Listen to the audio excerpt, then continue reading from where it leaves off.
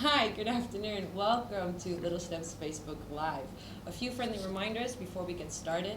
So we are back and we are live twice a month. If you wish to be reminded to any of our Facebook Live topics, just go to our Facebook events page and click on the ones that you're interested in and you'll get a reminder to your phone. Don't forget to subscribe to all our newsletters across major cities in Asia, from Hong Kong to Singapore to Kuala Lumpur and beyond. The link will be in the description. And we are live, so feel free to ask us any questions. We can answer them right here, right now.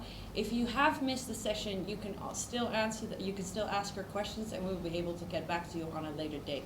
But preferably now, so we can get those answers in right now. So let's get started with our topic. So our topic today, so kids are back at school, which means that the flu season is upon us as parents. And among many things that kids like to pass to each other, worms, measles, fleas, you name it, they pass it. And of course, as parents, medication works best, but we do often wonder, are there natural remedies to cure the same issues? And today we're diving in that topic. We're diving into the world of homeopathic and natural medicine. So we're very curious. Today we are with Dr. Benita Perch. She is a highly sought after and talented naturopathic physician. Her fully packed schedule includes being the managing director and senior partner at IMI, as well as the vice president of the Integrative Association of Naturopaths. For the past 10 years, Dr. Benita Perch has a very fully packed schedule. She sees over 150 clients a month, including celebrities, business leaders, men, women, and children of all ages. So she's the perfect person to talk to. Welcome, Dr. Thank you. Benita. Thank you for having me. Thank you. I'm very happy to see you. So can you tell us a little bit about yourself? Sure. So Yes, of course. I am actually originally South African. Okay, fantastic. I thought I heard that twang. Yeah. I wasn't quite sure. But I studied in both the UK and the US. Fantastic. So I've kind of lived all over How the place. how long were you in the UK? 3 years in the That's UK. good. In and London, anywhere else? London. London. And then about 5 years in the US. That's where I went to naturopathic medical school. Of course, of course. So when did you get interested in that? How did you Get kind into of homeopathic? Yes. So basically, I always had asthma Yes. growing up. And I went off to the US to study when I was 18, and I ended up getting really ill when I was at school on the East Coast. Yes. And the regular medical profession was kind of like, okay, this is what you have, but there's pretty much nothing we can do. And my mom, being a very kind of intense Jewish mother, was like, okay, there's got to be a solution. So we started to meet with all different types of doctors, Good. and it was basically mainly alternative medicine that made a huge difference. Fantastic. So that's what got me interested, and I was always going to go to medical school. That was always my plan along the way. And then one day I was working in a pharmacy, and I found this book, and I was like, oh, this is really interesting. And then at the back, the guy's like, oh, he's a naturopathic physician. And I was like, Okay. wait a minute, this is exactly what I want to do with my life. So You found that's That's- amazing yeah. that you found your calling and Mhm. you're doing what you wanted to do. That's great. So for our viewers out there, for me, who might not understand exactly what homeopathic is, can you explain what naturopathic medicine is and what homeopathy is? Sure. So naturopathic medicine is basically, we are the GPs of the natural medicine world. So we Okay. treat everything from like a common cold to depression to rheumatoid arthritis, but we're always using natural medicine. So our first year of schooling is very similar. We do all the anatomy and the physiology and all the sort of medical stuff, and we learn the pharmacology side. Mhm. But where we're completely different is in our philosophy. So we're always looking to treat the whole person. We're always looking to balance the body and treat the cause, I see. as opposed to suppress the symptoms. Yes. And then we use a combination of herbal medicine, nutrition, dietary change, and homeopathy. So homeopathy is kind of like a modality of naturopathic medicine, which uses the little white sugar balls. Yes. So a lot of people are familiar with like arnica, Yes. which is a remedy that you use for black and blue bruising. Mhm. So there are over like 1,000 remedies, and there are 100 that we use a lot of. Okay. And the kind of premise, and we'll talk more about it as we Yes. go on, is always like cures like. So if you, let's say, have a cold, what I care about is what color the nose is. Is it runny Yeah. in the warm water or Are we cold talking water? yellow? Are we Warm talking to brown? So it's the Exactly. little details that Yeah. help me figure out, well, what is going to be that specific homeopathic remedy that will make that person better. Fantastic. So from my understanding is that you need to have naturopathic medicine in order to understand homeopathy as well. So those two are completely interlinked with one another. There are, depending on the country, but yeah. Perfect, perfect. So as usual, we will be splitting up today's conversation into 3 topics today. So today we're splitting up the natural remedies for colds is what we're starting off with, which is probably a great topic, especially now. And then we'll do natural remedies for asthma, perfect for you because you have a great background and you know. And then third is natural remedies for skin allergies. So let's get on with it. So natural remedies for colds. So what type of natural remedies would you recommend for toddlers who are suffering from a cold? Sure. So there are a couple of things. So again, as we're talking about, I usually will always try find the specific homeopathic remedy for that child. However, there are some common remedies that work quite well at the first sign of a cold that are pretty safe. So remedies like Ferrum Fas or Merc Sol are very useful to use at the first sign of your child kind of having a sniffle. From a herbal perspective, I use a lot of elderberry syrup, and all my patients, all the mums have elderberry syrup at home because it works amazingly well and at the first sign. And the kids all easy to purchase. And the kids all like the taste because it's really, really sweet. It's really sweet. Herbs like echinacea and lemon balm are also useful as well because they've got very strong antiviral properties. And is there something that you would have to do with these? Would you have to fine it down? Would you have to grind it, or just raw as it is? They're usually all already prepared in really easy, forms for kids. And can you suggest any places where we can purchase such things? Sure, am I allowed to plug? Yeah, of course. But online, or let's say or could I buy it online from you as well? So IMI, we have a dispensary on Stanley Street. So we source all our products from the US and Australia and the UK, so all professional grade. So you can sort of trust that what we have in store is really good quality. And we have an online store as well. And then you can get certain products in places like iHerb, and there are little health shops in Hong Kong as well. Would you suggest to get a consultation first? Or let's say if my child were just having a common cold, I would just take him to the dispensary and say, look, this is So often that's a good way. I think if you have a child that's kind of been sick for a while or is getting sick every month or 2 months, then you kind of want to go, okay, is there something else going on? Yeah, of course. But if the child gets sick maybe once or twice a year, which is actually a good thing, our bodies need to kind of get sick to clear out stuff, then a little bit of, get elderberry syrup, maybe get a specific remedy, and then I always like kids to do like vitamin C and zinc to boost their immunity. Of course. What other vitamins would you definitely say are very... Would you say that not all vitamins can be used for all ages? Yeah, definitely. So under 1, you kind of got to be more careful with what you're using. Okay. But once kids are eating food, then pretty solid much food, then it'll be fine. most herbs and vitamins are pretty safe. You just got to adjust the dosing or the amount that you're giving them. And of course, all these questions we can also ask at the Absolutely. dispensary. Yeah. Perfect. And what type of natural remedies would you recommend for older children? Are So these exactly the same? Very, very similar. Okay. Yeah. So it's really it's similar stuff. It's just adjusting the dosage based on the weight of the child and how much their bodies can kind of tolerate with. Of course. And with toddlers as well, often they don't like the taste of medicine. So would you recommend some more than others? Definitely. And we've spent quite a few years trying to find the best quality stuff that actually tastes decent. Like the elderberry. That's why elderberry has done me well, because there are very few kids who will not do elderberry. And we've got a really good vitamin C powder that has Manuka and zinc in, and so because of the Manuka honey being sweet, the kids are all like, oh, this is great. So, and diet is also important when kids are sick, so you really want to minimize sugar and dairy products, because sugar can be inflammatory and the dairy breeds all that mucus. So those are 2 things that when your kid is sick, you kind of go, okay, let's put those really get the chicken soup Sugar out. should be aside generally, but you want to really take them aside and give them a really lots of veggies, lots of good quality protein. Perfect. Now, of course, there are many different types of flus, colds, and we never really sure what a flu is, of course, less, or a cold is less than a flu, and we wish to kind of know what the differences is. So how would you know, when do you know to choose homeopathy over medicine, antibiotics? How would you firstly, they don't have to be mutually exclusive. Of course. So let's say if you get influenza A or B, you may choose to go down the route of taking Tamiflu, But that's not to say that you can't do homeopathic remedy and vitamin C and zinc and things like that at the same time, Yes. and very, very safely. Yes. So some people forget that. They almost That feel like they only have to one- choose yes. one or the other. But honestly, sometimes even if you're on antibiotics, if you take the things that help stimulate the body to fix itself while on antibiotics, you're going to heal a lot quicker.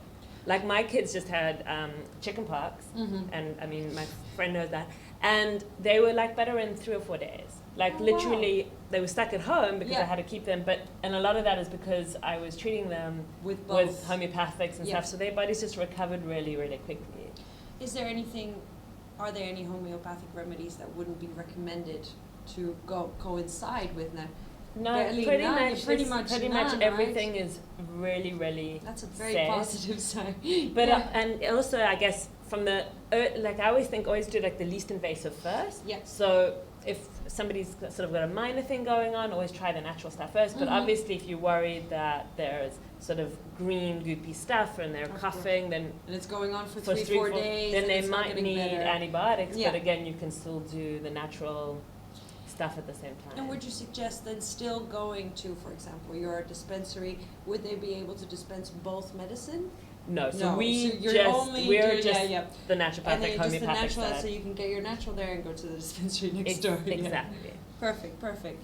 Now, for those who just joined us, we're discussing homeopathic remedies, and we're here with Dr. Benita Perch, and we've just discussed the first section, and that was discussing how natural remedies might cure colds, and we're going on to the second section now, and the second section is natural remedies for asthma. I'm very excited about this section because my mother also has chronic bronchitis. Oh, wow. Okay. And I was telling her today actually that I was talking to you, and she said, "Oh, homeopathy.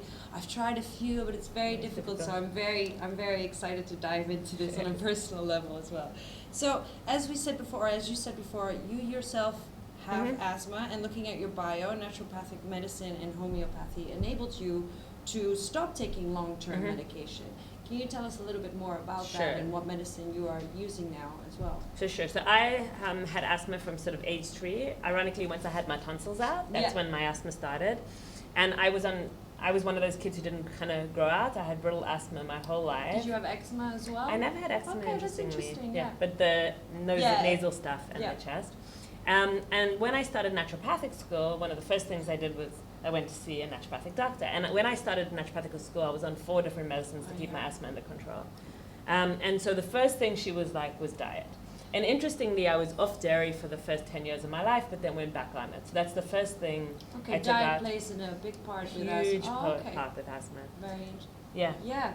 Never thought of that. I know, it's the most actually number you think one just thing. all on, Okay, go on, sorry. And then a lot of what I started to do was also sort of gut healing. So part of that is diet. When you take the foods that kind of really mess with your gut out, the gut starts to heal. Yep. So that was a large part of what I did. Okay. And then specific homeopathic remedies. Yes, such as, if I may ask? So remedies that I've used along the way that have been really good for my asthma have been remedies like Elb, lachesis, which is actually snake venom in homeopathic form. I'm trying to think of some of but those two, especially in acute things, those 2 remedies often bring me. And I've actually got to a point now where I respond better if I am. So I will still get a bit of asthma if, let's say, I get a cold. Of course. I respond better to a homeopathic than I will to going on a nebulizer, let's say. Is that potentially because your body has gotten used to those kind of remedies and now it's accepted better. Yeah. That's what it will prefer. And I can imagine living in Hong Kong with this type of humidity, it's quite hard having asthma. But actually, I think because of sort of my diet and my lifestyle, everyone always says, "Oh, and I've been the healthiest in the years that I've lived here because of the kind of stuff that I do to keep myself." Which is very strange because it's such quite a polluted city. Exactly. So would you recommend, and this is kind of off topic, but if let's say my child would have asthma, would you recommend seeing both physicians? What would you recommend in going, and if they would be a little bit reluctant with homeopathic, how would you ease them into this? So a lot of my patients will have a pediatrician or a GP that they see. And often they're on medication. And so again, they're not mutually exclusive, right? Exactly. So we can start to treat, I always look at food intolerances, I always give homeopathic remedies, I always get them on things like probiotics and fish oils, which are naturally anti-inflammatory. And often glutathione, which helps the body to detox better. And so often we do that for a few months, and then we can slowly wean off the chronic meds that they've been on as their bodies get stronger. Of course. And have you had in your past potentially that pediatricians might have an issue with also seeking both sides, even though they're not so mutual? it's interesting. It's funny, in Hong Kong there are a few GPs, maybe a handful of specialists that are a bit more open-minded, but the pediatricians that I've come across in Hong Kong are generally quite their methods. Even though Chinese medicine is also very popular here in Hong Kong, and you wouldn't see that as a natural kind of medicine either, so it all depends. And so, but I guess some of them have got to a point where, well, if the kid's doing better, and they're like, well, and it's okay. Of course, asthma ranges so... In severity as well, In severities, you have chronic bronchitis, you have not so severe asthma. We have a question coming up, so I'll answer that soon. So, how would you say, how do you begin to notice what homeopathic remedies are designed for which type of asthma? So that's actually... So there are a lot of testing involved, I wonder. Not so much for choosing a homeopathic remedy, but from sort of looking at food intolerance and gut health, there is a lot of what we call functional medicine testing, which we send mainly to the US to get done, to kind of figure out what foods people might be reacting to, or what's growing in the gut, and what dysbiosis or what toxicity is going on in the body that we have to get rid of. So that's all kind of testing we do. Okay, great. Homeopathy is more very specific on the case. So it's finding the very specific remedies. And what's interesting is we don't just look at the physical symptoms, we look at the emotional symptoms and the mental symptoms. So often a lot of the kids that I treat, I might be treating them for asthma, but they also have anxiety or they have behavioral stuff. Absolutely. And it's treating the whole person the whole spectrum of the thing. Yes. We've got a question. Norma, thank you. Hi. What are the requirements to attend a homeopathic school or online course? Wow. So this is actually a way more complicated question than you would realize, because every country is very, very different. Yes. So for the degree that I did, I was required to do a 4-year undergrad with all the pre-med subjects, and then I attended a 4-year full-time degree in naturopathic medical school, and then residency. Yes. For instance, in India, it's a 5-year program. In Australia, though, it's only a 3 or 4 year undergrad program, and then they often tack on some extra training in homeopathy. And then in England, it's a 3-year part-time course. So there's a lot of options. Online, there really isn't any really good training. This is a clinical field, so it's not something you kind of just want to learn a little bit about. When you want to really understand medicine, and you really want to understand what you're doing and have a lot of experience in clinical training before you go out there in the world. Of course. We've got another question coming in. Great. We do love questions coming in. Keep it live, keep it coming. Just a quick question. I think she's almost done. Before we go on to our next topic, how is eczema and asthma linked? So they're both allergies. Okay. So they kind of stem from the similar part in the body, which is usually like the IgE, a reaction to histamine in the body. Okay. And often you see eczema first. Yes. So you see often eczema in little babies, and unfortunately or fortunately, I sort of don't want to be controversial, a lot of the time it gets treated with steroid cream. Yes. Which is not ever treating the cause and just suppressing. So what happens is you suppress the eczema, but the body's like, dude, I'm still unhappy, I'm allergic to dust, I don't like dairy, my immune system's not right. And so these kids then start to develop allergic rhinitis and asthma. And so it's kind of a vicious cycle. And often when you treat allergies and asthma in adults, especially as they get better, they start to get sort of rashes and eczema again, because the body kind of is reverse direction getting better. Okay, that's very good. So I've had, who was this question from? No name? We don't have a name. Okay, I've had asthma for years and it's gotten worse in Hong Kong. I am on 3 medications. Any natural options? Plenty. Absolutely. So there's so many different directions that we could go in. As I said, diet is really important. Getting worse in Hong Kong makes me think immediately, okay, maybe they have an issue with detoxing, that the pollution aspect is affecting the body a lot. And even with food intolerances, it's interesting. The liver has to process a lot. And so if you live elsewhere, you might be a little, let's say, dairy or gluten intolerant, but the body can kind of cope. But in Hong Kong, because we've got to deal with a lot of excess pollution, a lot more stress, and our food quality is not quite as good, suddenly that dairy intolerance that may not be a big thing when you're living in Spain or Australia becomes a big thing in Hong Kong. So that's one of the reasons I see a lot of people get worse in Hong Kong, and then they're just not detoxers and need help. So yeah, there's from diet to herbs to supplements to homeopathy, there's so much to do. Would you recommend any article for this that you know of right now? We probably have, like, so on IMI we have an entire discovery section. We have a lot of educational material. There'll probably be some really good information that the viewer can go read about. Thank you. I think I forgot the question that I wanted to ask, actually. Well, moving on then. So if you've just joined us, we are discussing today we're discussing homeopathy today with Dr. Benita Perch. We are already going into our last section. This interview is going fast. So our last section, we're talking natural remedies for skin allergies. So this is quite a big one, especially here in Hong Kong. There's quite a lot of, I find that compared to the other countries that I've lived in, there's a lot of eczema, there's a lot of skin allergies. I'm not quite sure why it is higher here in Hong Kong. Do you have any? So I just have my theories of after practicing here for 8 years of what I've seen. I think toxicity has a lot to do with it. So moms are starting with quite a big toxic load, and that is going into their babies. Yes. And so a lot of these kids are just being born with a very high load on their systems, which then makes them, and then a lot of the time they're breastfeeding or not breastfeeding, and then they're going straight onto cow's milk formula, so boom, their skins are flaring really badly. Yes, of course. So that's my guess of why, and stress too, and you wouldn't think stress in babies, but mums are more stressed in Hong Kong. A lot of that stress reflects on the home so that's why kind of my theories of why eczema is so bad in Hong Kong. And I never treated as much eczema until I came to live here. I can imagine. Like I see sometimes like 5 kids in a row, and I'm like, oh my god. It's quite astonishing, as I said, because my mother had chronic bronchitis, and I myself have a light form of asthma, but it's definitely flared up here as well. Also due to the humidity, and I think it's just stress. You're working a lot more hours than you would in Europe or anywhere else. It's quite stressful.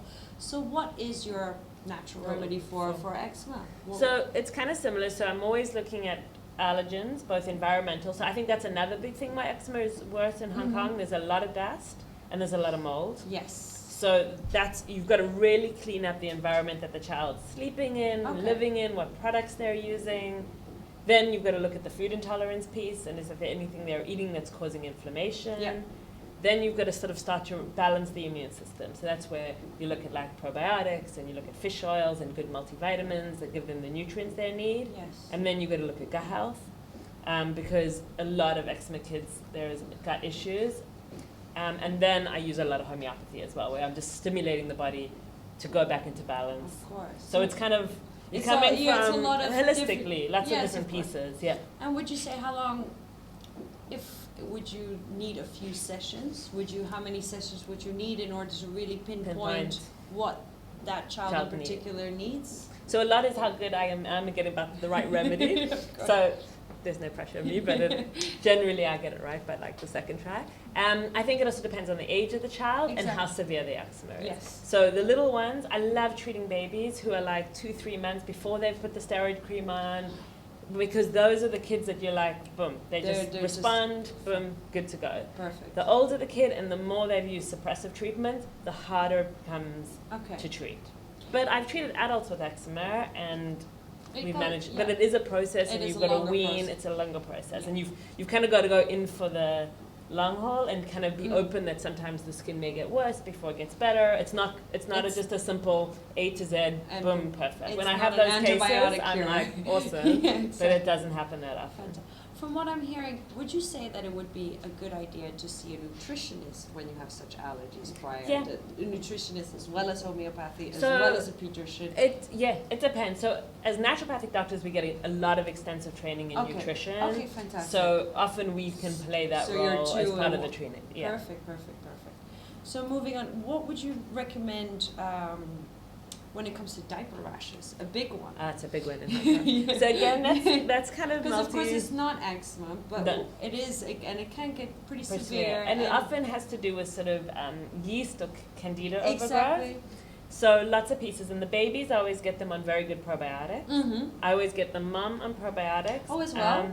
And Okay. and it's very much the mum's going to look at her diet and look at how much sugar and white refined carbs. Mm-hmm. I use a lot of homeopathy as well with diaper rash. And I've had a lot of success using the Weleda calendula diaper cream Okay. because the calendula is healing, so that works really well. Can you recommend any diapers to stay away from or diapers to use? So you Do want to we have- rather use instead of if the less, The so less- either the sort of more cloth Yeah. diapers, but then you've got to keep the baby dry, or the ones definitely with less chemicals in them. Okay, perfect. I think that. Oh, more questions? Any Chinese medicine? Our Chinese Chinese medicine Are is Chinese? Chinese medicine and naturopathic medicine is made. They are actually, it's very interesting. So both of them are the traditional medicine, one from obviously the eastern side, and naturopathic medicine is sort of the traditional medicine of Europe, which is Western medicine. But what's really interesting is when I see, like, a lot of my patients will see a Chinese doctor as well as me, and the diagnosis It's very is very similar. So Okay, spleen interesting. qi deficiency is very similar to like adrenal deficiency, Mhm. and liver stagnation is very similar to you don't detox well and you're a bit angry. So it's quite similar in that we come from a different angle, but it's very similar. And a lot of the herbs that we use are very similar from the raw ingredient, but But in a with the different plant form, because yeah. of the different parts of the world. Okay, fantastic. One other question with regards to eczema, as we said, that homeopathic Mhm. and normal medicine can perfectly coexist Yeah. with one another.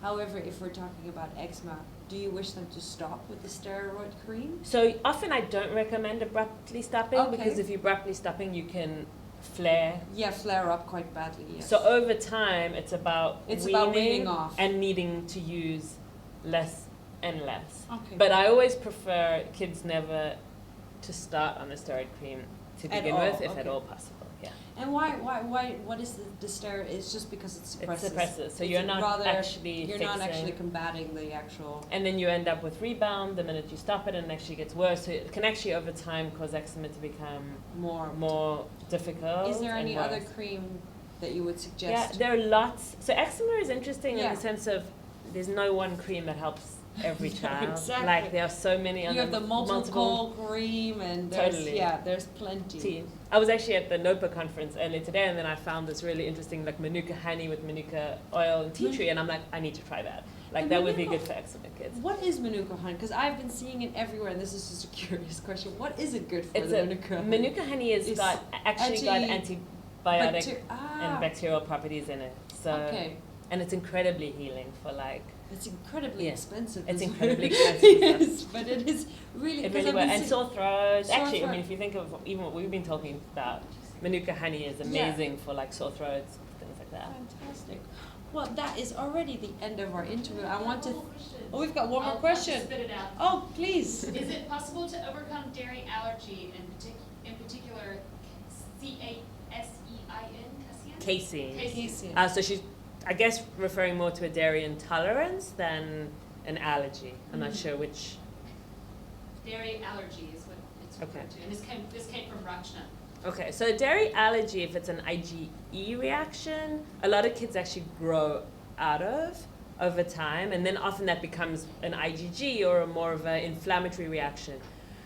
I don't think people, and there's sort of belief, completely ever outgrow totally, but you can get to a point with gut healing and detoxing and with homeopathy where the body becomes much less sensitive to the dairy and the casein, and in different environments, if they're less stressed, they're out of Hong Kong, they can eat. So it's kind of a yes or no. Would I ever recommend someone who's got a really bad dairy intolerance to like eat it every day? No. Can they get to a point where they can safely have it once or twice a week and be absolutely fine?